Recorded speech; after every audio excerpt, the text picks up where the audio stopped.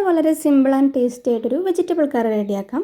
അപ്പോൾ അതിന് വേണ്ടി ഞാൻ എടുത്തിട്ടുള്ള പച്ചക്കറികൾ ക്യാരറ്റ്, കിഴങ്ങ്, സവാള, ക്യാപ്സിക്കം, പച്ചമുളക്, ഇഞ്ചി, വെളുത്തുള്ളി. ഇതാണ് നമ്മൾ കുക്കറിലാണ് പ്രിപ്പയർ ചെയ്യുന്നത്. അപ്പോൾ കുക്കറിൽ വെളിച്ചെണ്ണ ഒഴിച്ച് അതിലേക്ക് 2 ഗ്രാമ്പു, പട്ട, ഏലക്ക എന്നിവ ചേർത്ത് കൊടുത്തതിന് ശേഷം നമ്മുടെ വെളുത്തുള്ളി, ഇഞ്ചി, പച്ചമുളക് എന്നിവ നീളത്തിലരിച്ചതും കുറച്ച് കറിവേപ്പിലയും കൂടി ചേർത്ത് കൊടുത്തിട്ട് ഒന്ന് വഴറ്റിയതിന് ശേഷം ഇതിലേക്ക് സ്ക്വയർ കട്ട് ചെയ്ത് നമ്മുടെ സവാളയും കൂടി ചേർത്ത് കൊടുക്കുന്നുണ്ട്. ഒരു വലിയ സവാളയാണ് എടുത്തിട്ടുള്ളത്.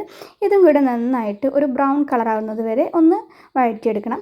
ഇതിനുശേഷം നമുക്കിതിലേക്ക് നമ്മുടെ അരിഞ്ഞു വെച്ചിട്ടുള്ള പച്ചക്കറികൾ ചേർത്ത് കൊടുക്കാം. ഞാനിവിടെ എടുത്തിട്ടുള്ള ഉരുളക്കിഴങ്ങ്, ക്യാരറ്റ്, ക്യാപ്സിക്കം എന്നിവയാണ്. നിങ്ങൾക്ക് വേണമെങ്കിൽ ഗ്രീൻ പീസും അതുപോലെ തന്നെ ബീൻസും ഒക്കെ ചേർത്ത് കൊടുക്കാവുന്നതാണ്. കയ്യിലുള്ളതിനനുസരിച്ച് നമുക്ക് ചേർത്ത് കൊടുക്കാം.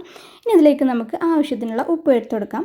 പിന്നെ പൊടികളായിട്ട് മഞ്ഞൾപ്പൊടി ഒരു 1/4 ടീസ്പൂൺ, മല്ലിപ്പൊടി ഒരു 1.5 ടീസ്പൂണോളം ചേർത്ത് കൊടുക്കുന്നുണ്ട്. പിന്നെ ഒരു 1 ടീസ്പൂണോളം കുരുമുളക് പൊടിയും കൂടി ചേർത്ത് കൊടുത്തിട്ട് നന്നായിട്ട് ഒന്ന് മിക്സ് ചെയ്തെടുക്കാം. പിന്നെ ആവശ്യത്തിനുള്ള വെള്ളം കൂടി ഒഴിച്ചെടുത്തതിന് ശേഷം നമുക്ക് കുക്കറിൽ ഒരു 2-3 വിസിൽ വരെ വേവിച്ചെടുക്കാം.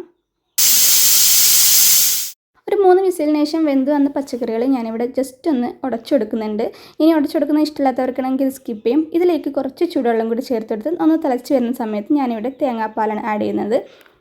ഒരു അരമുറി തേങ്ങയുടെ 1/4 പാലാണ് നമ്മൾ ചേർത്ത് കൊടുത്തിട്ടുള്ളത്. ലാസ്റ്റായിട്ട് കുറച്ച് മല്ലിയിലയും കൂടി ആഡ് ചെയ്ത് കൊടുത്താൽ നമ്മുടെ കറി റെഡി ആയിട്ടുണ്ട്. ആവശ്യമെങ്കിൽ ഇതിൽ നിങ്ങൾക്ക് കടുകും കൂടി തളിച്ച് ചേർക്കാവുന്നതാണ്. ഞാനിവിടെ ചേർത്തിട്ടില്ല. അപ്പോൾ നമുക്ക് ചൂടോട് കൂടെ ബ്രേക്ക്ഫാസ്റ്റിന് ഒരു അടിപൊളി കറി റെഡി.